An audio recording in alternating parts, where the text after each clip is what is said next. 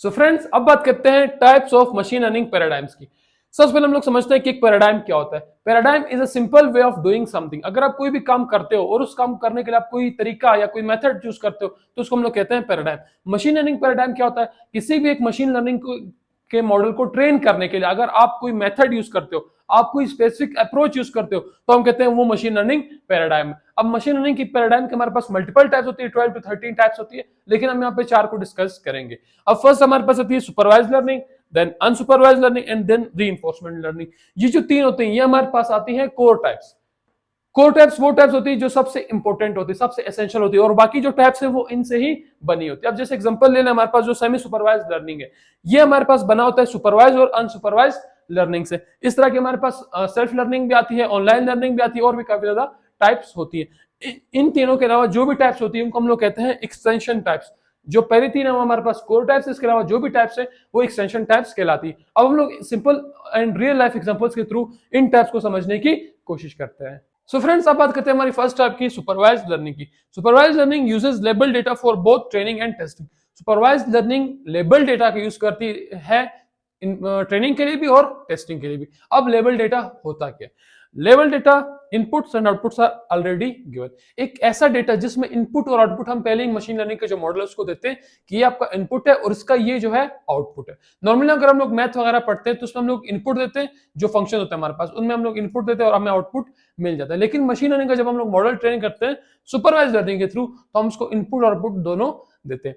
Imagine करें एक analogy, एक किड को आप पढ़ा रहे हैं कि एप्पल कौन सा है और ऑरेंज कौन सा है। एक किड को आप एप्पल और ऑरेंज के बीच में डिफरेंस बता रहे हैं, तो आप क्या करते हैं, उसको एप्पल की भी इमेजेस शो करते हैं और ऑरेंज की भी, और उसको बताते हैं कि ये जो इमेज है ये एप्पल की है और ये जो है ये ऑरेंज की। तो वो किड जो होता है उसको पहले नहीं पता कि कौन सा एप्पल है और कौन सा ऑरेंज है, लेकिन with the passage of time वो क्या करता है, उसको सीखता रहता है। सेम हमारा मशीन लर्निंग का मॉडल होता है, हम उसको इनपुट और आउटपुट दोनों देते हैं ताकि वो उस पर सीख सके। अब सिंपल एक और एग्जांपल लेते हैं, ईमेल स्पैम फिल्टर। ये एग्जांपल मैं काफी ज्यादा अपनी पुरानी वीडियोस में भी यूज कर चुका हूं क्योंकि काफी ज्यादा इजी है समझने के लिए। अब आप सिंपल ले लें, आपने एक ईमेल स्पैम फिल्टर एक मॉडल है उसको ट्रेन करना है। आपने उसको बताना है कि ये जो ईमेल है इसको मुझे बताओ कि ये ईमेल स्पैम है या फिर स्पैम नहीं है। तो क्या करेगा, उसको आप पहले ट्रेन करोगे। ट्रेन करने के लिए आप यूज करोगे सुपरवाइज लर्निंग को। आप उसको लेबल डेटा दोगे। लेबल डेटा में ये गिवन होगा कि ये जो ईमेल है ये स्पैम है और ये वाली जो ईमेल है ये स्पैम नहीं है। जो मॉडल देखेगा दोनों ईमेल्स को, उनका डेटा देखेगा, उनकी हेडिंग देखेगा और उसका सेंडर देखेगा किसने सेंड किए, उस तरह से वो क्या करेगा, उसको सीखेगा कि इस तरह की ईमेल स्पैम है और इस तरह की स्पैम नहीं है। जब आप उसको एक न्यू ईमेल दोगे तो आपको बताएगा कि ये जो ईमेल है ये स्पैम कैटेगरी में आती है या फिर ये स्पैम कैटेगरी में नहीं आती। तो इस तरह से हमारा जो सुपरवाइज लर्निंग है वो वर्क करती है। सो फ्रेंड्स, अब एक डायग्राम की मदद से सुपरवाइज मशीन लर्निंग को समझने की कोशिश करते हैं। सबसे पहले आपके पास एक लेबल डेटा का कॉलम आपको दिख रहा होगा जिसके अंदर डिफरेंट टाइप ऑफ शेप्स मौजूद है। इसके अंदर ट्रायंगल, स्क्वायर और हेक्सागोन शेप मौजूद है।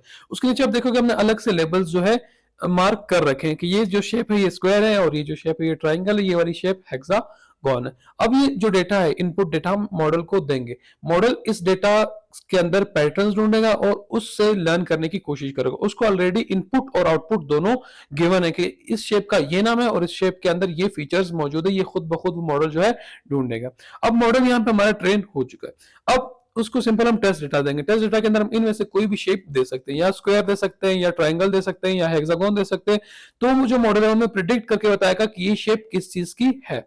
अगर वो सही प्रिडिक्ट करता है तो मतलब हमारा मॉडल सही से ट्रेन हो चुका है। अगर वो प्रिडिक्शन गलत करता है तो हमें मॉडल को दोबारा से ट्रेन करना पड़ेगा।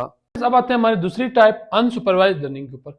अनसुपरवाइज लर्निंग अपोजिट होता है सुपरवाइज लर्निंग का। यहाँ पे अनलेबल डेटा जो है वो यूज होता है। अनलेबल डेटा वो डेटा होता है जिसमें इनपुट तो गिवन होता है लेकिन इसका कोई भी क्लियर आउटपुट नहीं होता।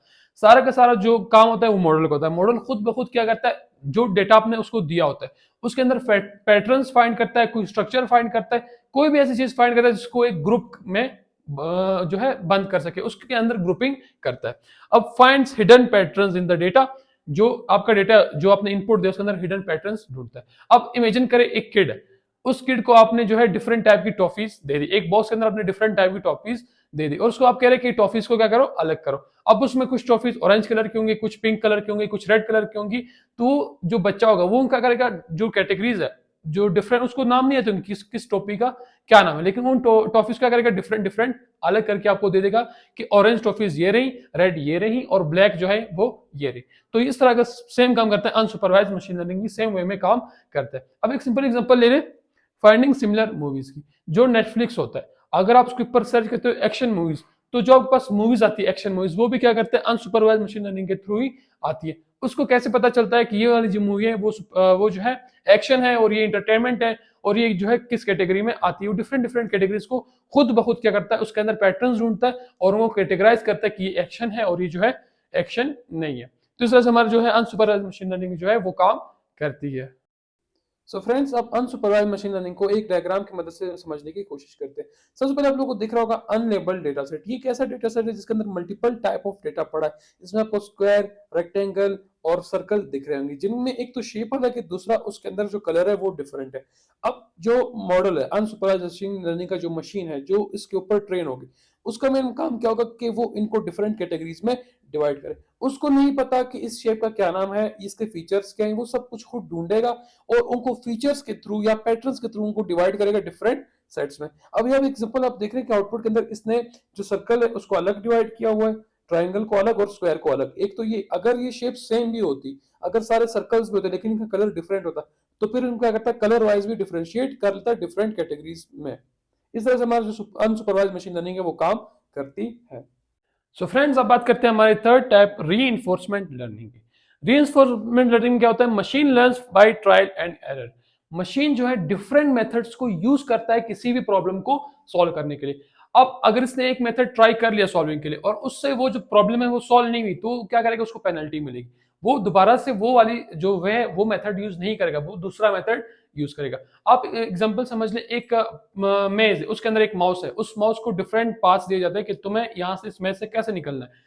अब वो क्या करता है, एक पाथ ट्राई करता है, अगर उस पाथ से वो निकल पाता है तो ठीक है, अगर वो नहीं निकल पाता तो उस पाथ को दोबारा से ट्राई नहीं करता। मतलब वो डिफरेंट टाइप के अप्रोच यूज करता है उस प्रॉब्लम को सॉल्व करने के लिए और जो रिजल्ट होता है रिजल्ट से लर्न करता है। ट्रायल एंड एरर का ये मतलब होता है।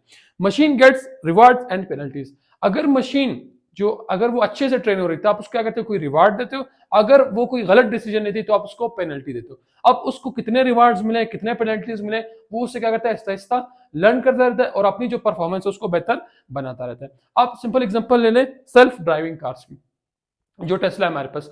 सेल्फ ड्राइविंग कार्स में क्या होता है, कार जो है अगर वो अपने लेन पे रहती है तो आप उसको रिवार्ड देते हो, अगर वो अपने लेन से हटती है तो आप उसको पनिश करते हो, उसको एक पेनल्टी देते हो। वो उसे सीखते हैं कि मुझे अपने लेन पे रहना है और उस लेन से साइड पे जो है नहीं जाना। अब डिफरेंट वो रोड्स आपके सामने थे, वो चेक करते हैं इस रोड पे मुझे इस स्पीड से जाना है। अगर उस इंस्ट्रक्शन को वो फॉलो करती है तो आप उसको रिवार्ड करते हो, अगर वो इंस्ट्रक्शन को फॉलो नहीं करती तो आप उसको पेनल्टी करते हो।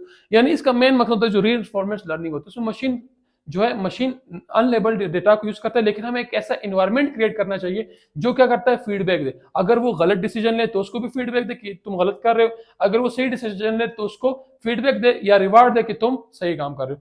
तो रीइंफोर्समेंट लर्निंग में क्या होता है, जो मशीन होती है वो रिवार्ड्स एंड पेनल्टीज से लर्न करती है।